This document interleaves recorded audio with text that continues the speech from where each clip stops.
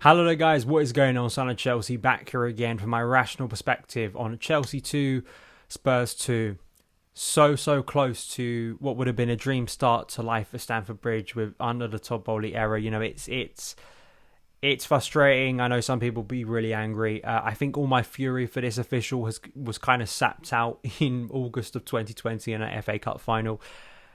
Let's talk about it first. I don't want to spend long because there's actually a lot of tactical stuff that I found really interesting and encouraging about this Chelsea performance that I think deserves more of our time today and is actually going to be more reflective of what's going to happen for the majority of this season, hopefully positively from a Chelsea perspective. But I think it's probably more interesting for you. But on the thumbnail, yes, I do think Chelsea were quite robbed today, particularly on the second one.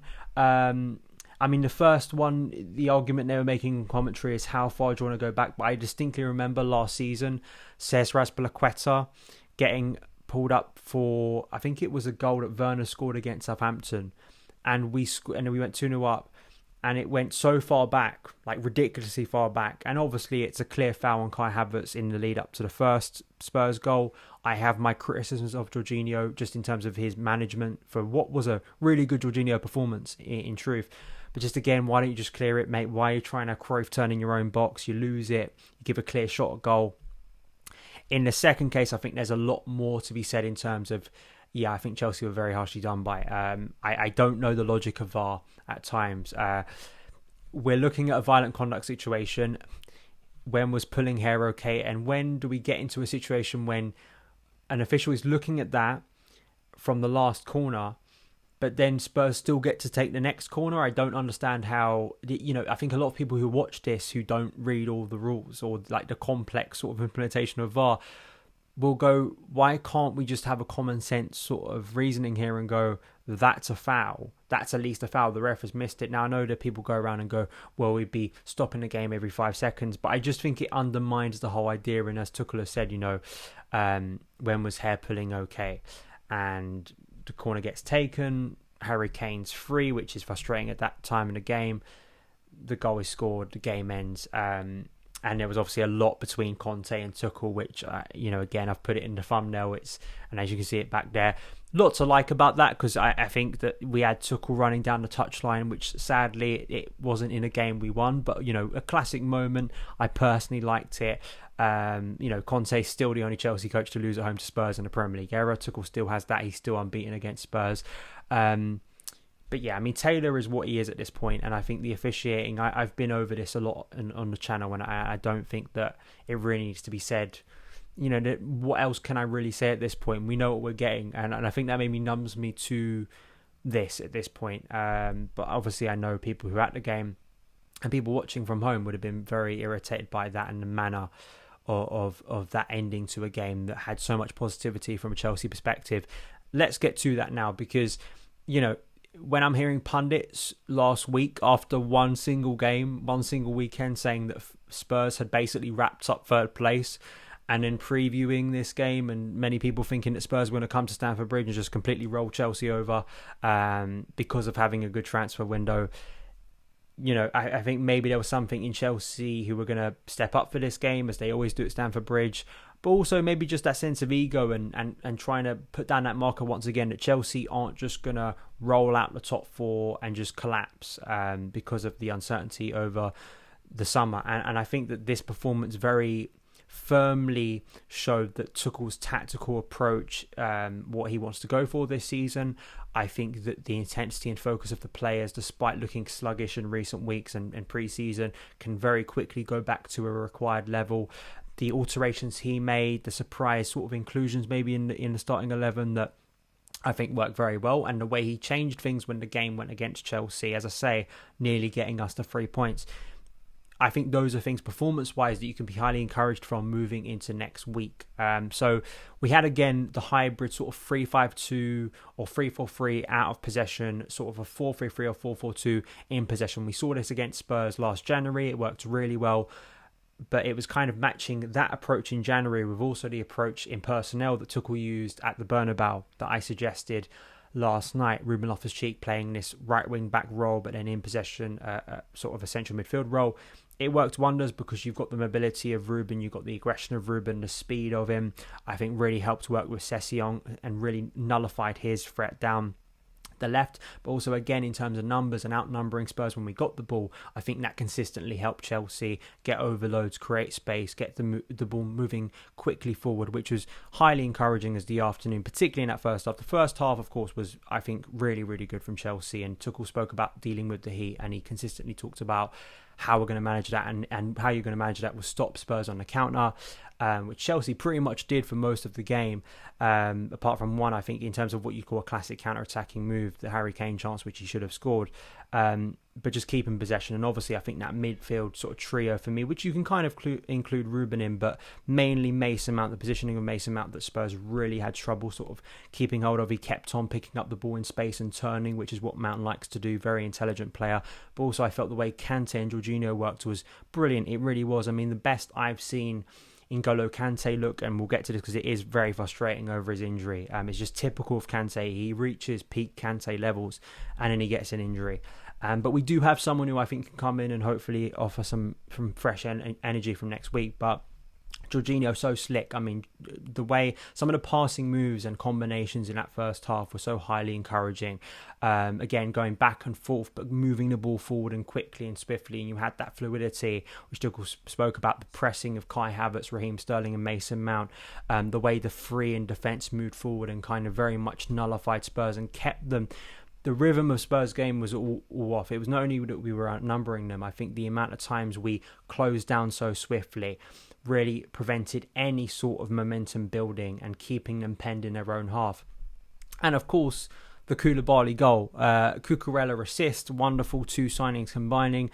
26, you have 26 on the back of your shirt at Chelsea. You have to score from a corner, and what a finish it was. It really was. I mean, Spurs' zonal marking system got a lot of critique, and sure, he had a lot of space, but the way he caught it so sweetly, and Koulibaly getting off the mark, another really good performance from Koulibaly, two-footed on the ball, but I think also positionally, again, a lot to take encouragement from. It hasn't taken him long to set when I think him and Thiago look quite comfortable next to each other, and also his tackling.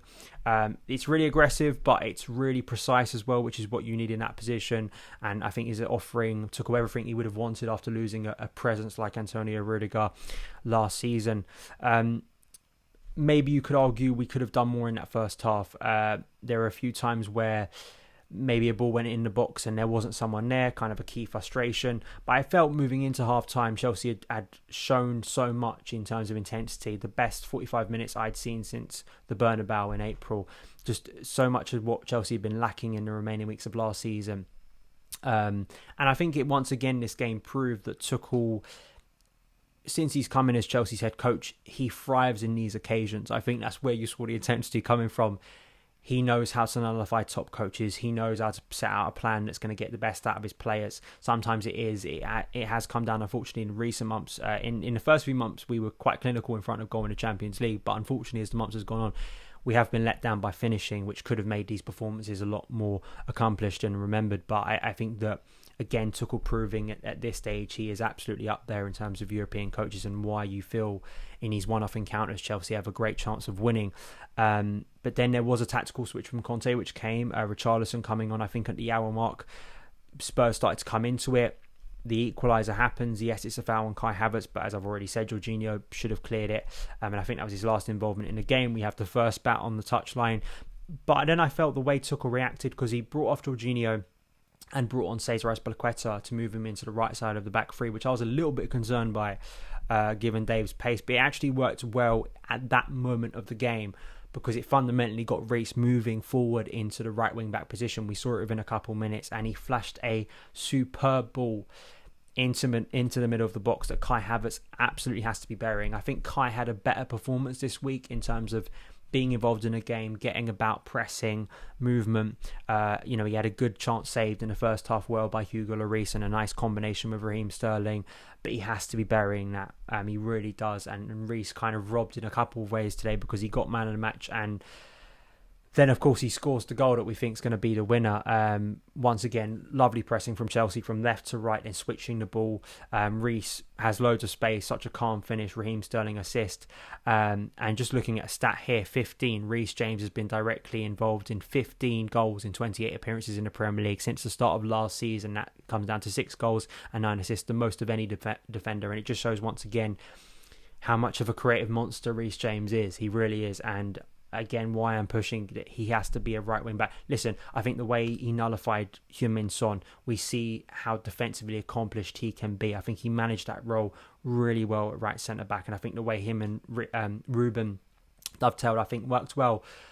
But you see, he just becomes a different player, and I just don't want to see a handbrake put on that, which is why I think Chelsea need to sign a centre-back. But we saw Ruben again, I think, showing a lot of encouragement when needed if he needs to play at right wing-back. If we don't sign one before the end of this window, I would absolutely love to see Ruben kind of play that role. We had the Kante injury. I felt that, just quickly, I need to say this, Conor Gallagher coming on, you saw very quickly how he could be a game changer for Chelsea this season. I've seen some talk again about his role and the potential of clubs coming in for him. I think Kante's injury, Kovacic being injured, it's kind of quite obvious that I think next week against Leeds, another high-energy game against a high-energy opponent, Conor Gallagher, I think, will be starting that game. And I think he should, because you saw once he came off the bench how quickly and how intense Tuchel consistently talks. He's speaking specifically about Raheem Sterling and how what he likes about Sterling is sort of that repeated intensity. I think Conor Gallagher can offer that. And it's something that we just didn't have last season, that option off the bench to match or kind of increase the intensity. He could have scored a goal himself. He laid it off to Mason Mount. I think if his feet, if he was a little bit better, kept on balance, he maybe could have got a shot off. But I felt that he, in a small cameo we got of him, was encouraging again. And hopefully we'll get a full look at him next week at Ellen Road. But then, of course, it ends with the header, and it's a downer, it really is, and it feels kind of a sour note from what could have been a really, really good afternoon.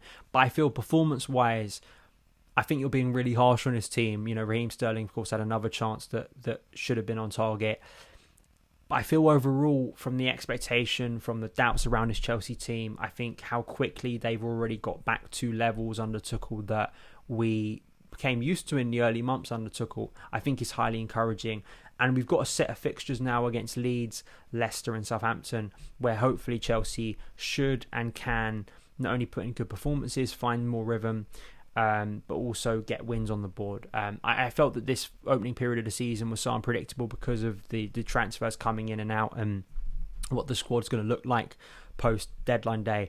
But I feel from what I've seen today, from some of the way Tuchel has tactically moved players about, I think you've got to be encouraged. I think you have to feel optimistic moving forward, because there are players that look hungry, players that looked inspired today, and you just hope, again, we can match that intensity. And I think we're coming up against a few opponents now who hopefully with their kind of style will offer Chelsea a bit more space, particularly Southampton, as we've seen in the past with Ralph Hasenhüttl, and players potentially coming in and getting their opportunities, new players looking good and actually influencing things. This is what you would have wanted, right? And I think all it was today for me, you know, of course, it's easy to say this post-game, but if you watched my feelings before the game, I would have taken a score draw, of course. Coming within 30 seconds of winning the game is brutal, it really is. And Tuchel needs to win home games, he really does. You know, we need to see that improvement at home. But I think overall performance, sometimes you have to kind of look at a performance, whatever I say about Spurs and whatever we can say about a rival,